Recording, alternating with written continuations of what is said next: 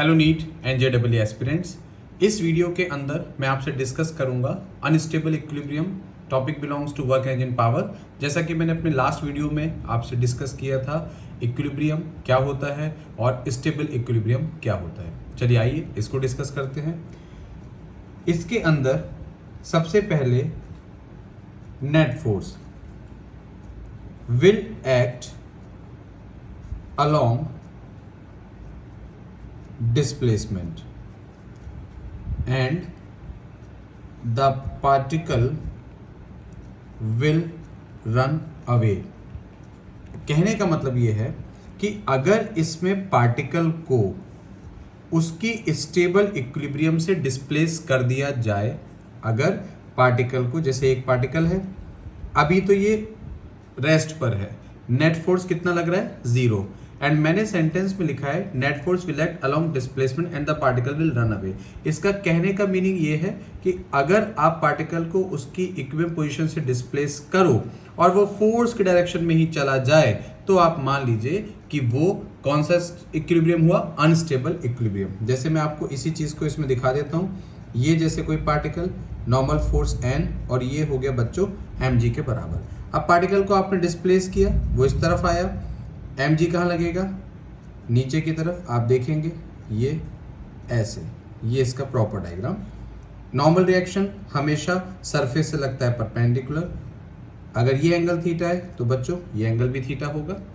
इस डायरेक्शन में आपका कौन सा फोर्स होगा, mg cos थीटा, और इस तरफ आपका फोर्स होगा mg sin थीटा। अब आप देखिए mg sin थीटा उसकी डिस्प्लेसमेंट की डायरेक्शन में ही लग रहा है, इसलिए ये पार्टिकल आपका फोर्स की डायरेक्शन में चला जाएगा। Got the point. कहने का मतलब ये कि अभी स्टेबल है, नेट फोर्स 0 है, पर अनस्टेबल क्यों कहते हैं, अनस्टेबल इसलिए कहते हैं क्योंकि एक बार इक्विलिब्रियम पोजीशन से अगर ये पार्टिकल डिस्प्लेस हो गया, it will move along the direction of displacement. जबकि पिछले स्टेबल इक्विलिब्रियम में मैंने ये पढ़ाया था कि स्टेबल इक्विलिब्रियम में अगर पार्टिकल को उसकी मीन पोजीशन से डिस्प्लेस करेंगे तो वो अपनी मीन पोजीशन पर रिटर्न बैक हो जाएगा due to its restoring force. तो ये सबसे बेसिक डिफरेंस है अनस्टेबल इक्विलिब्रियम में कि नेट फोर्स हमेशा डिस्प्लेसमेंट की डायरेक्शन में लगेगा। अगर आप उसको उसकी इक्विलिब्रियम पोजीशन से डिस्टर्ब कर देते हैं देन।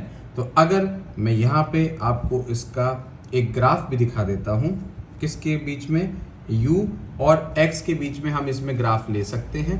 जैसे कि यहाँ मैं अगर टेंजेंट ड्रॉ करता हूँ तो स्लोप का जो नेचर होगा वो पॉजिटिव होगा। यहाँ पे स्लोप लिखूंगा तो बच्चों स्लोप 0 आएगा, यहाँ पे स्लोप लिखूंगा तो स्लोप की वैल्यू नेगेटिव आएगी। अब आप ये चीज़ देखिए, पहले स्लोप यहाँ पे पॉजिटिव था, फिर 0 हुआ, फिर नेगेटिव हुआ। स्लोप का डेरिवेटिव, स्लोप का चेंज लगातार घट रहा है, तो मैं इसको स्लोप का डेरिवेटिव बोला है मैंने, यानी कि du बाई dx का डेरिवेटिव, तभी मैंने d square u by dx square लिखा है बच्चों। इसको इक्वल टू ये आपको मिलेगा यहाँ पे कितना, नेगेटिव के बराबर। तो ये हुआ हमारा यहाँ पे अनस्टेबल इक्विलिब्रियम।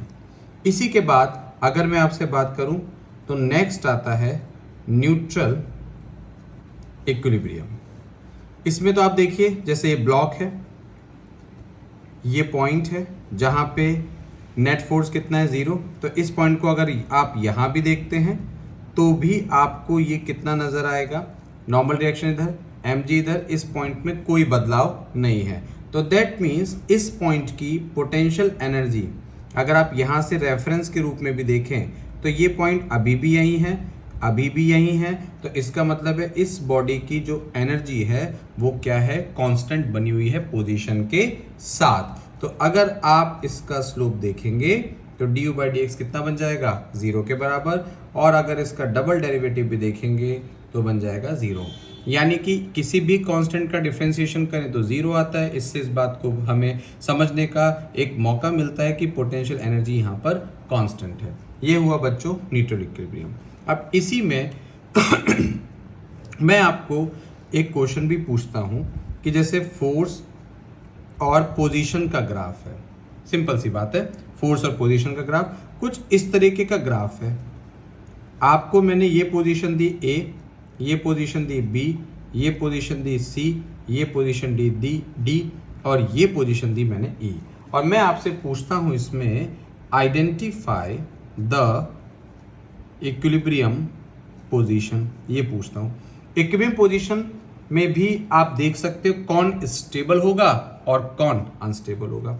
सबसे पहले मैं आपसे अगर बात करता हूं यहां पे, तो आप ये चेक करो जो हमारा बी पॉइंट है, अगर मैं बी पॉइंट को इधर डिस्प्लेस करता हूं इन द डायरेक्शन, कैसी डायरेक्शन है बच्चों, पॉजिटिव, तो इस पे फोर्स कहां लग रहा है, नेगेटिव, ये फोर्स है, इस पे फोर्स कहां लग रहा है, नेगेटिव। ध्यान देना मेरी बात पे, मैंने स्टेबल इक्विलिब्रियम में सिखाया था कि अगर पॉजिटिव डायरेक्शन में डिस्प्लेस करोगे और फोर्स लगेगा नेगेटिव, आप देखो ये कर्व नीचे जा रहा है तो ये नेगेटिव फोर्स को करस्पॉन्ड कर रहा है। डिस्प्लेस कर रहे हैं पॉजिटिव डायरेक्शन में, फोर्स लग रहा है यहां, चलो यहां डिस्प्लेस करते हैं, डिस्प्लेस करते हैं नेगेटिव डायरेक्शन में, फोर्स लग रहा है पॉजिटिव, तो आपको याद होगा मैंने सिखाया था कि अगर पॉजिटिव डायरेक्शन में आप उसको डिस्प्लेस करते हो और फोर्स लगता है अपोजिट, इधर डिस्प्लेस करते हो और फोर्स लगता है अपोजिट, तो दैट मीन्स ये पॉइंट करस्पॉन्ड करता है स्टेबल इक्विलिब्रियम को। तो बी आपको स्टेबल इक्विलिब्रियम की तरफ ले जाता है। ध्यान देना मेरी बात पे, आपको चेक करना है फोर्स और एक्स का ग्राफ, पोजीशन को आप चेंज करो, अगर फोर्स उसके अपोजिट आ जाए तो आप बिल्कुल बोल सकते हैं कि वो स्टेबल इक्विलिब्रियम आपका बन जाएगा। अब मैं अगर डी पॉइंट की बात करूं, चलिए देखते हैं। डी पॉइंट में अगर मैंने पार्टिकल को यहां डिस्प्लेस किया पॉजिटिव डायरेक्शन में, तो आप देखिए फोर्स भी कैसा आ रहा है, पॉजिटिव। तो मैंने बोला था अगर डिस्प्लेसमेंट की डायरेक्शन में ही फोर्स आ जाए तो वो पॉइंट आपका कौन सा बन जाता है, वो पॉइंट आपका बन जाता है बच्चों अनस्टेबल इक्विलिब्रियम। और यही पोजीशंस हमें फाइंड आउट करने थे कि आपके पास यहाँ पे कौन कौन से पोजीशंस हैं जो स्टेबल और अनस्टेबल को डिफाइन करते हैं। तो इस वीडियो में इतना ही। थैंक यू बच्चों।